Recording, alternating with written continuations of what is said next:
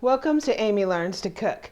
On the show today, we're going to do an onion test.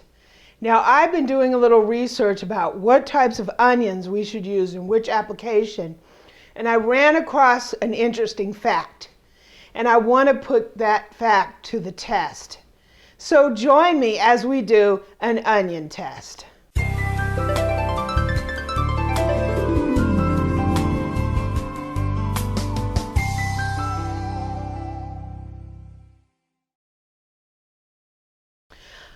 Okay, so this is a regular yellow onion, and this is a sweet onion. And the difference between the two are sweet onions are grown in regions where the ground results in onions with lower sulfur than the yellow onion. So they're pretty much the same, it's just the sulfur develops more in a yellow onion than it does in a sweet onion. Therefore, the sweet onion has less of a bite and has less of that thing that makes your eyes water when you chop it in its raw state. So through my research, some people argue that once you cook these two, they're basically equal because the sulfur dissipates in both of them. So it doesn't matter if you have sweet or yellow when you cook them because they both end up the same. Given the fact that the sweets tend to be more expensive, the question for me as a home cook when I'm in the store and shopping is, which ones do I buy? So if we are going to cook the onions, if the result is going to be the same, we might as well buy the less expensive onion. So what we're going to do is we're going to chop both of these onions and we are going to cook some of them and we are going to sample it both raw and cooked to see if, in fact, the sulfur dissipates so much that the two are unrecognizable once you cook it. And if that's the case, from here on out, I'm going to buy yellow onions if I'm cooking or sweets if I am eating them raw. Okay, so we have two cast iron pans here that I put a little olive oil and we're preheating those. I've marked two of the bowls. This is going to be, the blue is going to be for the sweets. So these are going to be the raw and these are going to be the cooked that we're going to be putting in here. So the first thing we're going to do is we're going to go ahead and chop up our onions. And this is the yellow onion. I'm going to see how much bite I get in my eyes, right, while I'm chopping this. So you'll know if I all of a sudden tear up that it's getting to me a little bit. And we're just going to do a small to medium dice. It shouldn't matter. I'm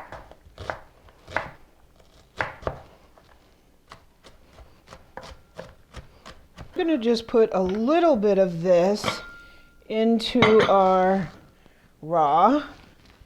And I'm going to put the rest of this into our bowl for the cooked.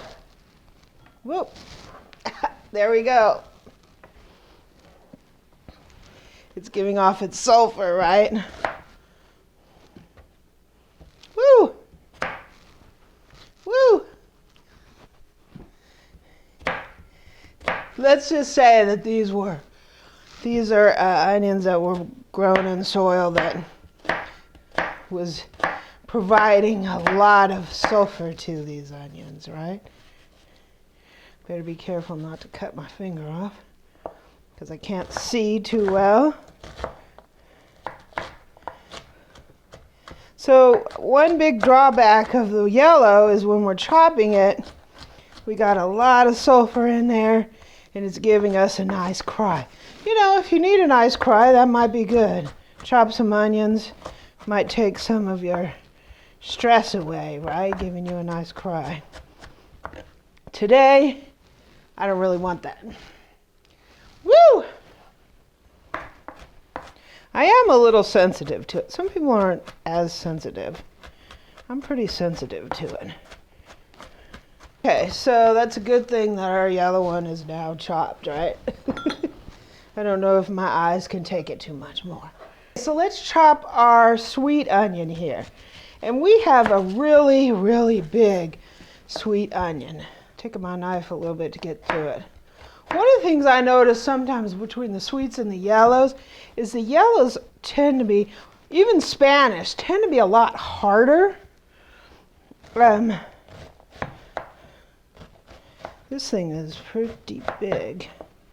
It definitely appears to be a little lighter on the eyes. I don't quite feel the burn in my eyes that I did on the previous one.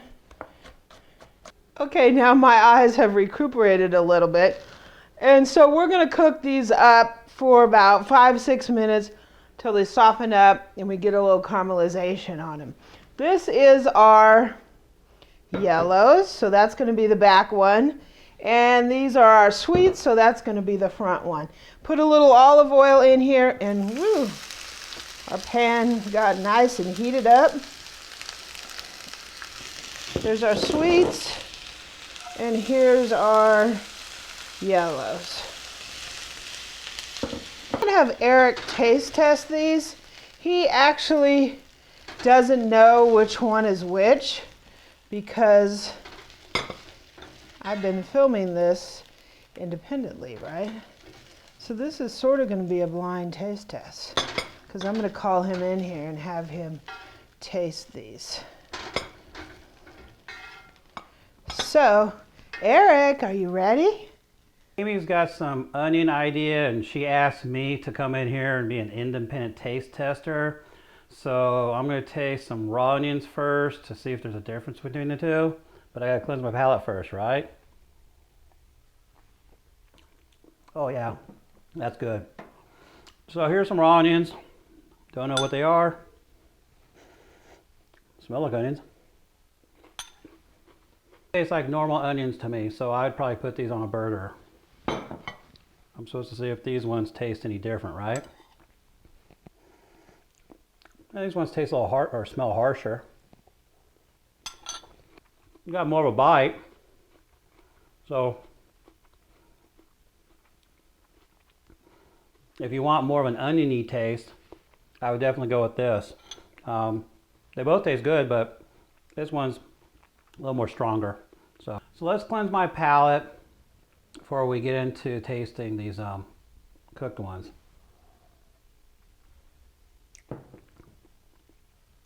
All right, I'm going to go ahead and just pick one of these. I'm not sure the difference, but I'm going to pick one up.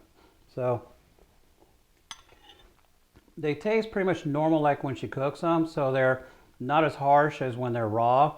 They're definitely soft, a little more chewier. They're not as crunchy, but they don't taste, like I said, as rough or harsh as raw onions. They're more sweeter, so to speak. These are also cooked about the same tenderness. They don't really taste any different. They're sweeter than the raw ones, but they're not what I would call like really, really sweet, you know? So they taste good. So I'm going back to these ones here, just to taste.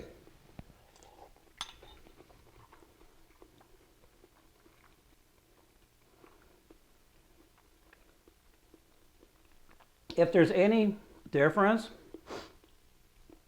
it's minor in terms of, I don't know, tanginess maybe, but not in terms of sweetness. So I don't know if these are supposed to be sweeter or not. To me, they taste about the same for the most part.